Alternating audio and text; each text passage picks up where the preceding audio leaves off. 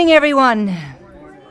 On this absolutely beautiful day that the Lord hath made, thank you very much for being here, and thank you to all of you that have invited us into your home through the technology of Facebook Live.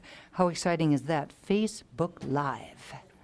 I'm still not even on Facebook, although yes, technically I am today. Huh.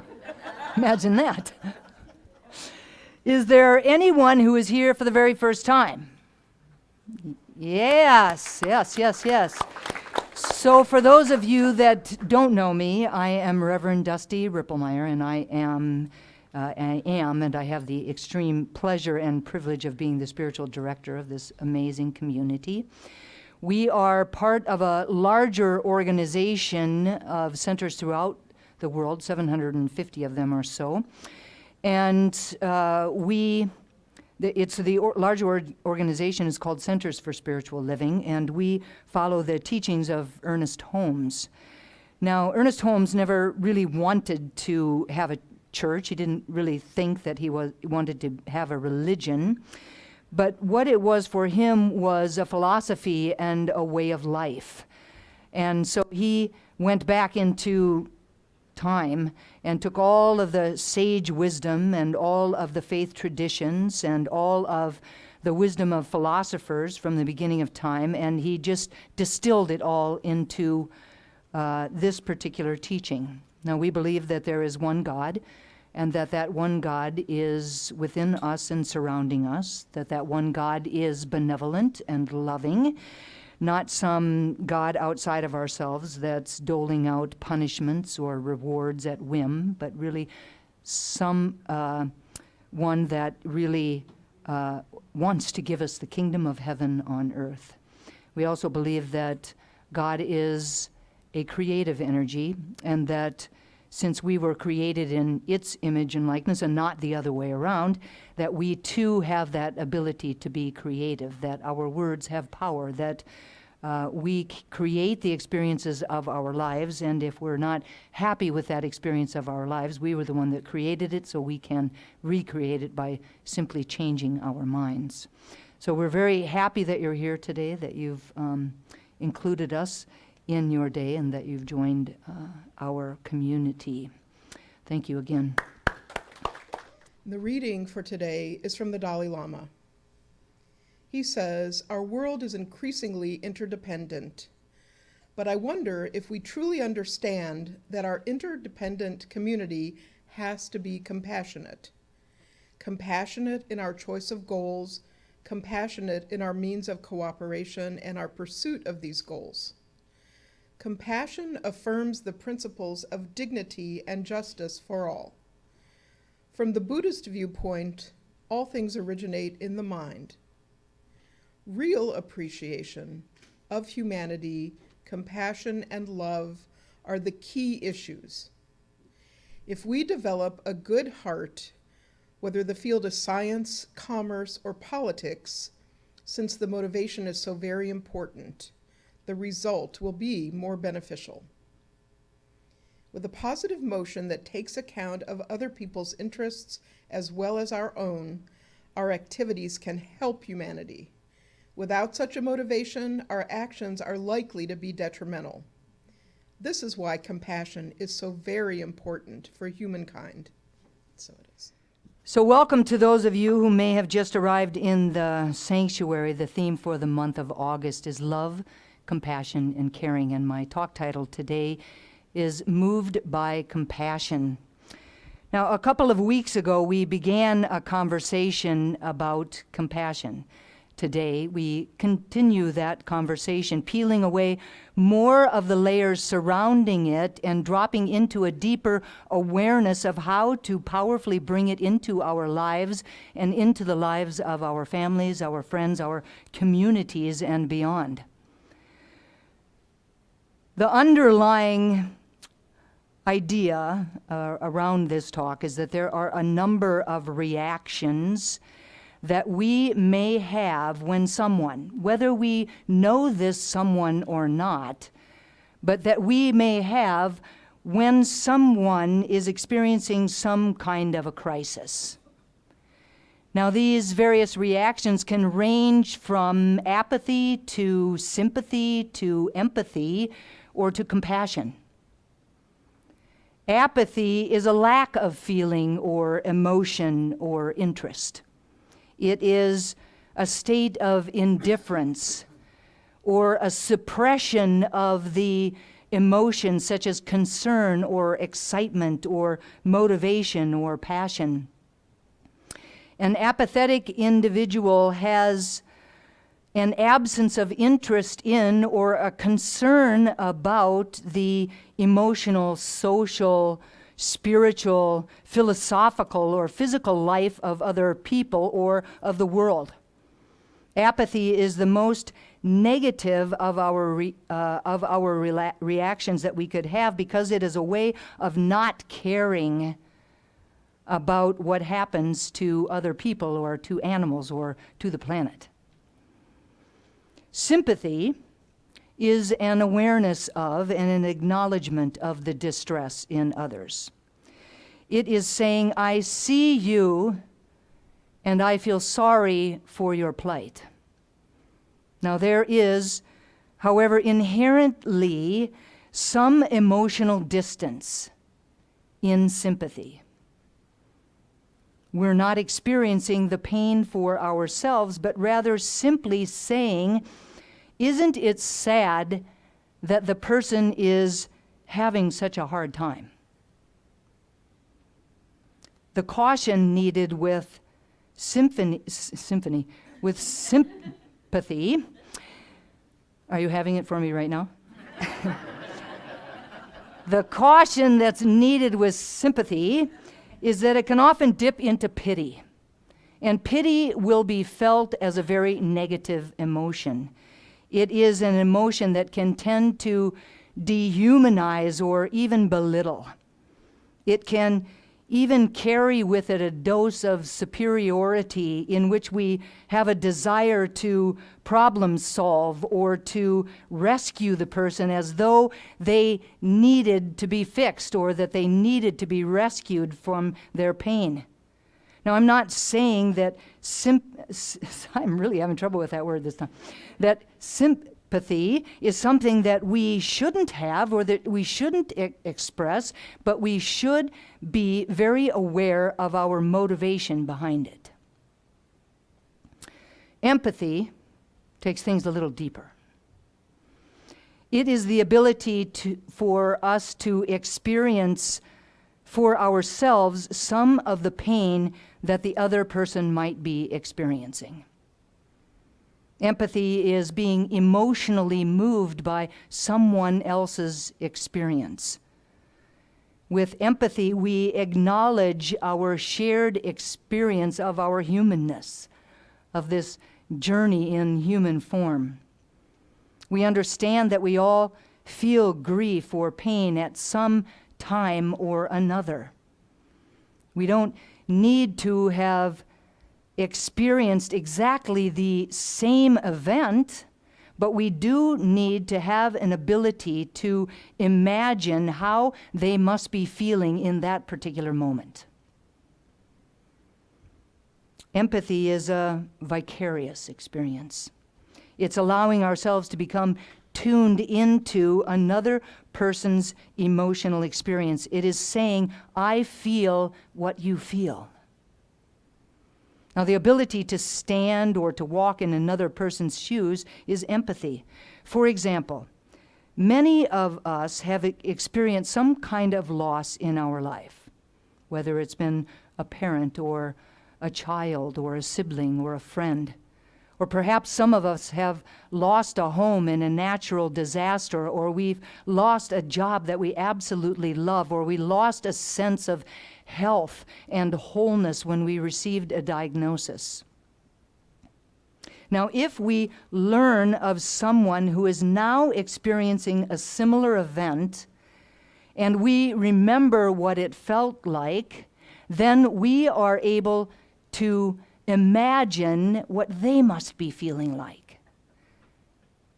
We have a moment of feeling whatever that feeling is right beside them. This is empathy. Now, empathy begins with an understanding of another person's emotion. And we show empathy by acknowledging that emotion, by validating their feelings. And when we do that, then we convey acceptance. We convey respect for the experience that they're having and for what they're feeling in that moment. We have to be able to see the world, and most specifically this particular situation, through the other person's eyes. We have to be willing to put aside all of our stuff in order to be able to do that. We have to be non-judgmental. We have to be deeply listening without simultaneously formulating an opinion of that person or of the situation. The invitation is to gain a deeper understanding of someone else's perspective or someone else's experience without immediately calling it good or bad. The invitation is to try not to fix someone or to get anyone to stuff their feelings or to tell them what they should or should not have done. If advice is not asked for, then don't give it. If comparison isn't warranted, then don't come up with stories that the same thing happened to you. The invitation is to simply be with. To simply be with. Reverent listening is one of the most effective ways that we can simply be with. One of the most effective ways that we can demonstrate empathy to someone else. Simply listen with all of your attention, with all of your heart. And when we've listened, really truly listened with our hearts, then we can offer, and then and only then really can we offer an authentic, heartfelt response. Once we've really listened, and we're wanting to give this heartfelt response, we have to be able to convey and communicate our understanding of that person's feelings. Now, we might say something like, I've been there, and I know it really hurts. Or we could say, it sounds like you're in a really hard place right now. Please tell me more.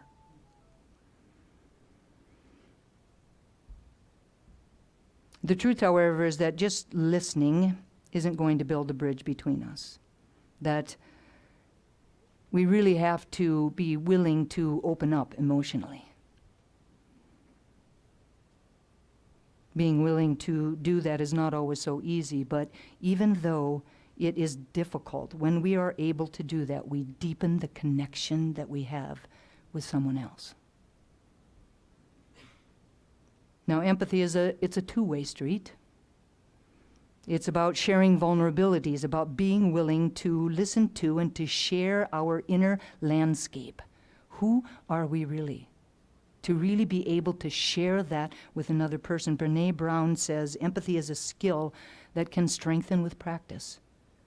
By receiving empathy, not only do we understand how good it feels to be heard and accepted, we also come to better understand the strength and courage it takes to be vulnerable and share that need for empathy in the first place. We can also show empathy through appropriate yet really simple signs of affection, such as a hug or a gentle touch. Both verbal and non-verbal communication is paramount to empathy, but the thing is that they should complement each other. Now, our ability to demonstrate empathy is dependent on our ability to really feel our own feelings. We must be able to be aware of our feelings and to experiencing them fully without hiding from them, without any kind of distractions or without trying to numb them in all of the ways that we can do that. We have to be able to identify, to acknowledge, and to accept our feelings if we are really going to be able to empathize with someone else. Now the caution, there was a caution in sympathy, there is a caution in empathy. And the caution in empathy is that we can often get overwhelmed. The overwhelm can come from the other person as they are moving through their grief or through the experiences of their struggle. We're often not fully equipped to just simply be with someone. We don't really know what to say or how to say it. And we can pretty easily become overly affected by their moods and then land in a very unhealthy codependent relationship. The overwhelm can also come from all of the feelings that are coming up for us. The remembrance of the loss of a loved one or something can become, once again, even though we may have thought we had moved through it, it could become overwhelming again. Now, the words empathy and sympathy are often used interchangeably, but the truth is that the two terms have very distinct origins and very different meanings. Empathy is the feeling that we understand and we share another person's experiences and emotions. Sympathy is defined as the feeling that you care about and are sorry about someone else's trouble, grief, or misfortune, but not necessarily the feeling that we share the other person's experience or emotions. A person expresses sympathy but shares empathy. Of the two, empathy is much deeper, but sympathy can be just as honest and just as heartfelt. Brené Brown created this sweet and at times funny video that talks about the differences between empathy and sympathy, and I'd love for us to view it right now.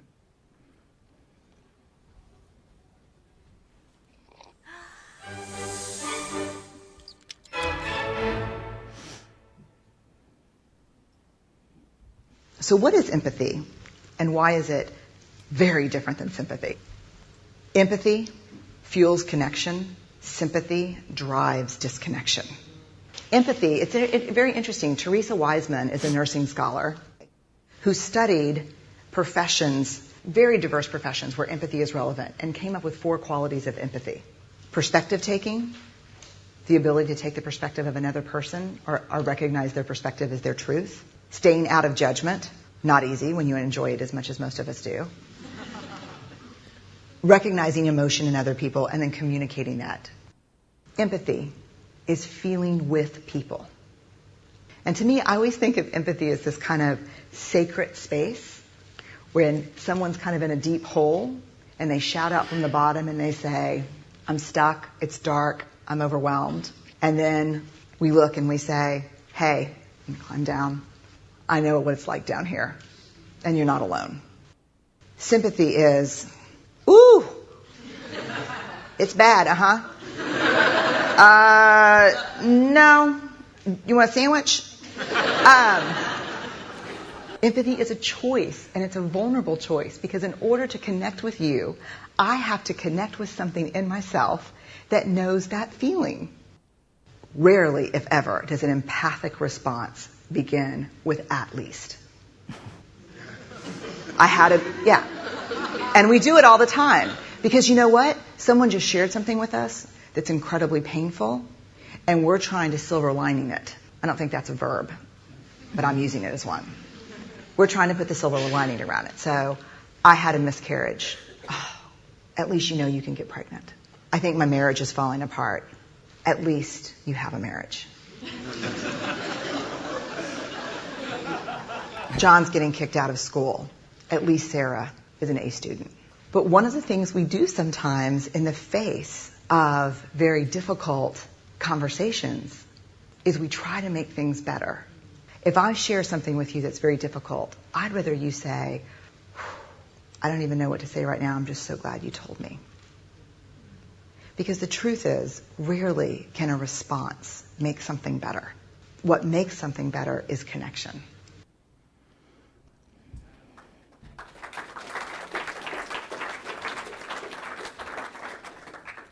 I don't even know what to say right now.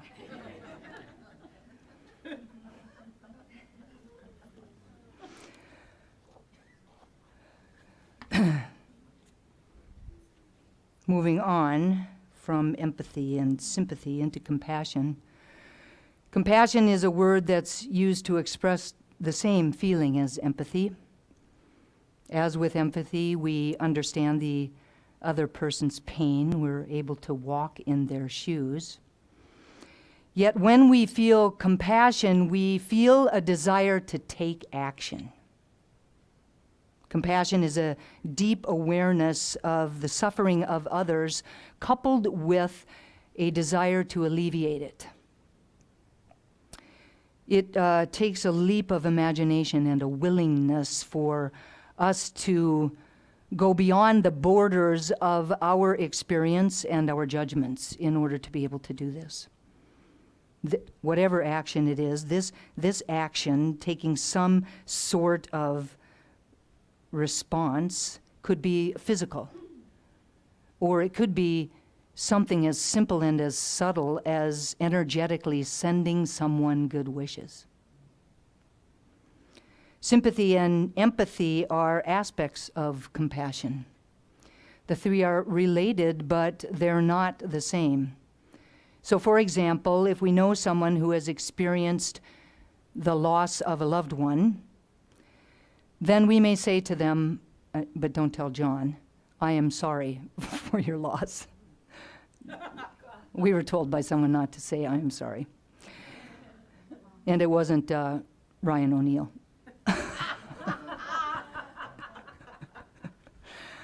To say I am sorry for your loss is an example of sympathy.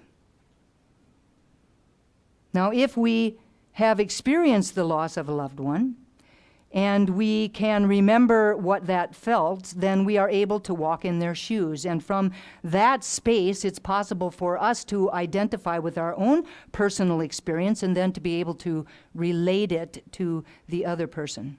This is showing empathy to that individual. And empathy is a passive emotion in which we don't have to do or take any kind of action. Now, if we show the individual compassion for their loss, not only do we understand and identify with what they're feeling, with their experience, but we want to take action to try to alleviate it. Now, for example, in this example, we may want to pray, or we may want to send flowers, or we may want to donate to their favorite charity, or we may want to call them to simply check in, or we may want to alleviate some of the pressure that they're feeling in this moment by doing something practical for them, like making a meal or two for their family. Empathy without compassion can leave the individual feeling energetically drained as a result of what the other person is feeling. Empathy occurs immediately. Think about it. Someone says something or you see something, and immediately this rush of emotion comes up in you. It's like you can't control it. It happened to me last week. Right? So it comes up in you. So it happens immediately, and there is absolutely no time in between the two, or in between the person that is feeling that and the person that is experiencing the suffering. Compassion is more cognitive in nature. Within compassion, there is a sense of awareness that provides this necessary space between the two people. their pain doesn't become your pain. Compassion would say, I feel what you feel and it doesn't overwhelm me. I am able to stand in my inner wisdom and I'm able to modulate my emotional state. As we cultivate true compassion, we begin to learn how to be a little bit detached. Now, this doesn't mean that we don't care about things, or we don't care about people, or we don't care about the planet. We still have strong emotions, and we can still be deeply involved with other people. But we learn how to maintain perspective. We learn how to see things from a higher view, from a bigger picture. We're able to be with others, to listen to their pain, or to walk in their shoes without becoming overwhelmed. Shifting from empathy to compassion involves making a really conscious choice. Living a compassionate life can be learned. It's there innately within us, but it can be learned. We can get better at it. To shift from empathy to compassion in our lives, there's a few things that we can do. Number one is to be aware that there is indeed a distinction between empathy and compassion in the first place. Number two would be to be aware, to acknowledge to ourselves what the other person's emotional tone and experience is in that moment. Number three would be to identify in ourselves or to ourselves what we are experiencing within ourselves as we are witnessing what is happening. Number four would be to affirm to ourselves, he or she is over there. I am over here. I am not having his or her experience. He or she is having that experience. In that moment, we're having our own experience, but we're not having that experience. And number five would be the ability to recognize that, to be able to take that step back mentally and to remind ourselves of our separateness from what we are witnessing. And then from that space, be able to ask ourselves, what does this person need from me right now? Or better yet, maybe ask them, how can I support you in this moment? What do you need from me? Now, it's really not a coincidence that I'm giving this talk today, because I am currently walking through an experience that has compassion written all over it. Last Tuesday evening, I had to make a very difficult choice. And that choice was to release my beloved cat, Safari. That choice was to release my beloved cat, Safari, or to hang on to her through some heroic measures that, in all probability, weren't going to make a bit of difference. Her blood counts were off the charts. She was, in one astounding instant, diagnosed with end-stage kidney disease. It was sudden and unexpected and incredibly sad. I had to reverently listen as the vet was describing what was going on within Safari. She was both sympathetic and empathetic as she walked me through the various options. She acknowledged my emotions, and while she did not say so directly, I knew that she had walked in my shoes. There was even a moment when she reached out to gently touch my forearm as she assured me that I had done nothing wrong. I deeply, deeply felt this connection. As I listened to her, I had to let go of my judgments in order to really be able to hear what the vet was saying and to really be able to understand what the experience was like for Safari. I had to listen in a way that had me be present.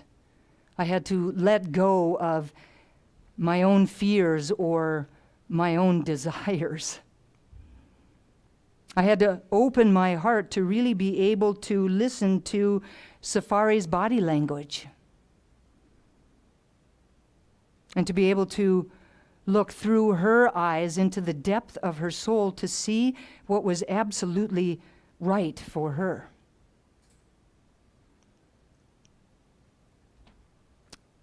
And as I did so, the right and most compassionate course of action made itself very clear. The entire experience for me has been filled with compassion, from the extraordinarily kind and gentle handling of both Safari and myself by the vet, by an amazing outpouring of both sympathy and empathy from my coworkers at Duke, to this really beautiful and incredible reciprocal flow of compassion between Safari's brother Cash and myself as we move through our grief together, and to the simple yet profound actions by my friends, both here in this community and outside of this community, who allowed themselves to be moved by compassion to pray, to reach out to me, to check in on us, and to remind me that I am not alone through their hugs or their emails or their texts or their love. What I know beyond a shadow of a doubt is that compassion is a quality of God, that it is who and what we are at our very core. It is a mighty, moving force of good in the world, and it starts right where we are. Now, it might feel like each of us is only one person, and that as one person, how could we possibly make a difference? But the truth is that we can, and we do every single day, whether we are aware of it or not. And so the invitation today is to allow yourself to be moved by compassion, and then to watch as that compassion changes the world. And so it is.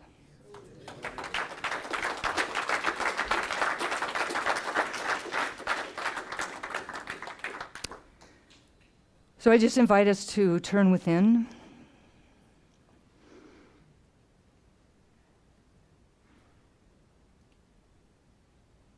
To allow ourselves a moment to connect with the spark of the divine that is within us.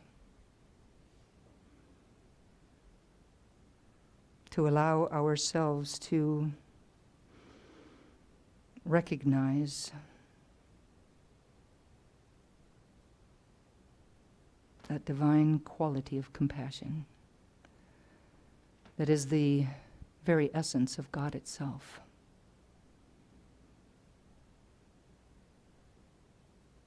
This God that is benevolent, this God that is available, this God that is everywhere at all times, this God that is ready, willing, and able to give us the kingdom of heaven on earth. I know that I am one with it, connected to it in ways that can never be separate, that I was created by it, out of itself. And just as I know that this is my truth, I know that it is true for each and every person here this morning, that each of us is a unique and divine emanation of God, a hologram of God in its fullness, in its wholeness, right where we are. And it is from that place of connection, that deep and abiding unity, that I speak these words about and for each of us this morning. Knowing that living a life of compassion is well within our ability. That if we are here this morning, that we are on this spiritual path, seeking to be all that we can be in every single moment, in every single situation. And so I claim for us that we take the time to really listen, to open up our hearts, to see another perspective, to be willing to share in someone else's pain, to walk in their shoes, to share our vulnerabilities with them, to open our hearts to hold everyone and everything.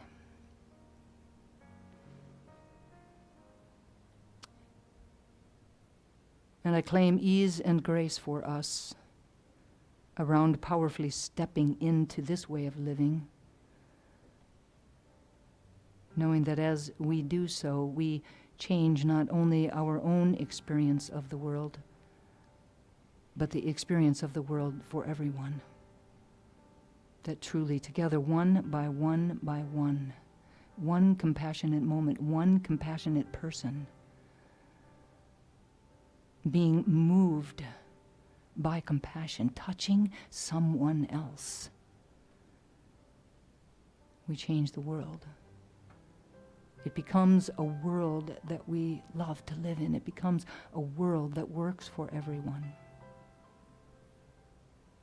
And I'm so grateful to know this truth and to speak these words. So grateful for the power of prayer, knowing that these words are loosed into a law that only ever says yes, that they are made whole, perfect, and complete, even as they are spoken. And so I speak them and I release them into that law with love and gratitude and full expectation of their manifestation, letting go and letting God be God. And I invite each of us to anchor this prayer for themselves and for each other simply by saying, "And so it is. Amen." Amen.